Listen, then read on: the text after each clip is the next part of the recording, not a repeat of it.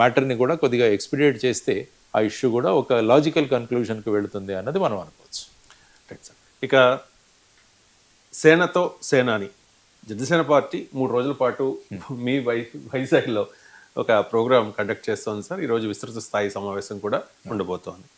పవన్ కళ్యాణ్ చాలా సందర్భాల్లో చెప్పారు, కూటమి మేము ఐక్యంగా ఉంటాము, మా ఐక్యతను ఎవరు చెడగొట్టలేరు, మరో 15 ఏళ్ల పాటు ఐక్యంగా ఉంటాము అని చెప్పి. ఐక్యంగా ఉండడం తప్పేమీ కాదు, రాజకీయాల్లో పొత్తులు పెట్టుకోవడం అదేమీ రాజ్యాంగ విరుద్ధం కూడా కాదు, పెట్టుకోవచ్చు. కానీ జగన్ అనే ఒక నియంత ఉన్నాడు కాబట్టి ఆ నియంతను దించాలంటే మీ ముగ్గురం కలవాలి అని చెప్పి పవన్ కళ్యాణ్ గారు అన్నారు. ఇప్పుడు అధికారంలోకి వచ్చారు, కీలకమైన శాఖలకు మంత్రిగా ఉన్నారు, డిప్యూటీ సీఎంగా కూడా ఉన్నారు పవన్ కళ్యాణ్. కొన్ని వైసీపీ గ్రాఫ్ ఏమైనా పెరిగిందా అంటే కొన్ని విశ్లేషణల ప్రకారం, కొన్ని అంచనాల ప్రకారం పెద్దగా పెరగలేదు అనేసి. మరి ప్రత్యర్థి అనుకునేవాడు పెరక్కపోయినా, పార్టీ పెరక్కపోయినా ఇంకా మేము కూటమిగానే ఉంటాము అనడంలో పవన్ కళ్యాణ్ గారి రాజకీయ వ్యూహం ఏమై ఉండొచ్చు సార్? ఎందుకంటే ఆయనతో మీరు కొన్నాళ్ళు ట్రావెల్ చేశారు కాబట్టి. అంటే నేను అనుకోవడం ఏంటంటే ప్రభుత్వంలో ఉండడం ఒకటి, పార్టీ బలోపేతం ఒకటి, ఈ రెండు డిఫరెంట్ ఇష్యూస్. ఇప్పుడు వారేమంటున్నారు, ఇప్పుడు మనం ఒక కూటమిగా జగన్ని ఆ పదవి నుంచి తొలగించడానికి అందరం కలిసి వచ్చాం కాబట్టి ఒక ప్రభుత్వంగా ఏర్పడ్డాం. ఈ ప్రభుత్వానికి ప్రజలు 5 సంవత్సరాలు వ్యవధి ఇచ్చారు. సో ఈ 5 సంవత్సరాల వ్యవధిలో మనం దాన్ని ముందుకు తీసుకువెళ్ళాలి. దానికి ఒకే ఒక పర్యాయం ప్రత్యామ్నాయం ఏంటంటే అందరూ కలిసి ముందుకు వెళ్ళడం అన్నది. కానీ క్యాడర్లో ఎలా ఉంటుందంటే పవన్ కళ్యాణ్ గారిని ముఖ్యమంత్రిగా చూడాలన్నది జనసేన పార్టీలు, ఏ పార్టీలో అయినా అలాగే ఉంటుంది డెఫినెట్గా. డిప్యూటీ సీఎం అయినా కూడా కార్యకర్తలకి సాటిస్ఫాక్షన్ లేదు, ఆయన ముఖ్యమంత్రి అవ్వాలని సీఎం అంటున్నారు వైజాగ్ లో. ఎందుకంటే అది but natural for any political party ఎప్పుడు కూడా. ఎందుకంటే ముఖ్యమంత్రి పదవి, ముఖ్యమంత్రి అన్న పదవి చాలా ప్రాముఖ్యమైన పదవి. సో అది కాన్స్టిట్యూషనల్ పోస్ట్ కూడా, మిగతా పోస్టులు కాదు. కానీ తర్వాత ముఖ్యమంత్రి పోస్ట్ అంటే అది చాలా ఇంపార్టెంట్ పోస్ట్. డిప్యూటీ సీఎం అనేది రాజ్యాంగంలో లేదు. అక్కడ మనము పవర్ డిస్ట్రిబ్యూషన్లో చేసుకున్న ఒక అడ్జస్ట్మెంట్. సో ఆ సందర్భంగా పార్టీ కోరుకుంటున్నది ఎప్పుడు కూడా కోరుకుంటుంది వారు. కానీ పవన్ కళ్యాణ్ గారు వాళ్లకు చెబుతున్నారు, ఇది మనం అందరం కలిసి చేసిన పోరాటం. ఈ కలిసి చేసిన పోరాటం వల్ల వచ్చిన ఫలితం వల్ల ఈ ప్రభుత్వం మనం 5 సంవత్సరాలు నడపాలి. ఈ 5 సంవత్సరాల్లో ఎక్కడైనా ఏదైనా విషయం వచ్చినప్పుడు ఆయన నేను బయటికి తీసుకొస్తానని అంటున్నారు. ప్రతిపక్ష భూమికను నేను పోషిస్తానని అన్నారు.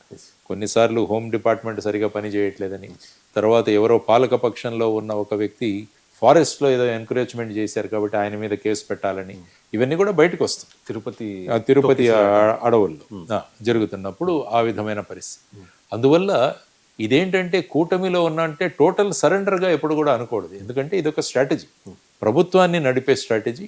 ఆ తర్వాత ఈరోజు ఆ విస్తృత సమావేశాలు ఏవైతే ఆయన నిర్వహిస్తున్నారో దాని నుంచి పార్టీ బలోపేతం చేయడానికి, అంటే వచ్చే ఎన్నిక ఎలా ఉంటుందో తెలియదు, వచ్చే ఎన్నికలో ఎవరెవరు కలుస్తారో తెలియదు, ఏ విధమైన పొత్తులు ఉంటాయో కూడా తెలియదు.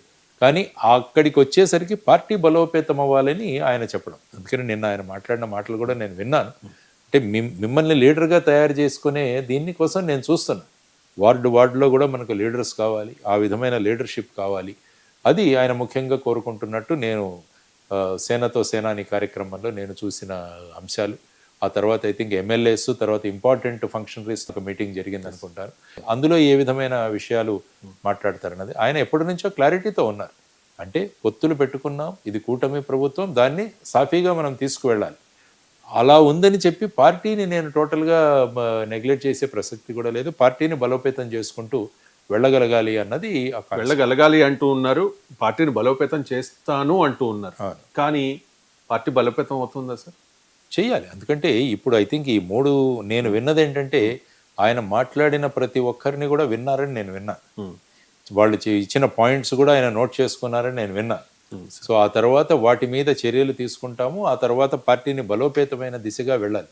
ఎందుకంటే ఏదైనా ఆయన నిన్న మాట్లాడుతూ మనది కేవలం ఒక స్థానిక పార్టీ మాత్రమే కాదు, త్వరలో ఇది ఒక నేషనల్ పార్టీ చేయాలన్నది కూడా ఆయన మాట్లాడిన ఒక విషయం. జాతీయ స్థాయిలో పార్టీ ఎదగాలి అంటే కనీసం ఒక 2-3 రాష్ట్రాల్లో దీని యొక్క ఉనికి తీసుకురావాలి. అది ఎప్పుడు సాధ్యం అంటే పార్టీ క్యాడర్ను మనం చేసినప్పుడు, పార్టీ బలోపేతం చేసి పార్టీని విస్తరించినప్పుడు ఆ విధమైన ఆయన ఆలోచనలో ఏదైతే ఉందో అది సాధ్యం. అందువల్ల నేను అనుకోవడం ఏంటంటే ఈ 3 రోజుల ఈ సమీక్షల తర్వాత పార్టీ బలోపేతం దిశగా వారు బాధ్యతలు సంబంధిత వ్యక్తులకి అప్పచెప్తారని మనం వేసి చూడాలి, వారు ఏ విధమైన నిర్ణయాలు తీసుకుంటారు. అంటే మరీ డెప్త్గా అడుగుతున్నాను అని అనుకోవద్దు, కానీ చాలా మంది జన సైనికుల్లో కాస్త అసంతృప్తి ఉన్నది సార్. చాలా మంది చెప్తూ ఉన్నారు, ఓపెన్గానే బాహాటంగా చెప్తున్న పరిస్థితి. ఎక్కడ చూసినా టీడీపీ డామినేషనే ఉంది.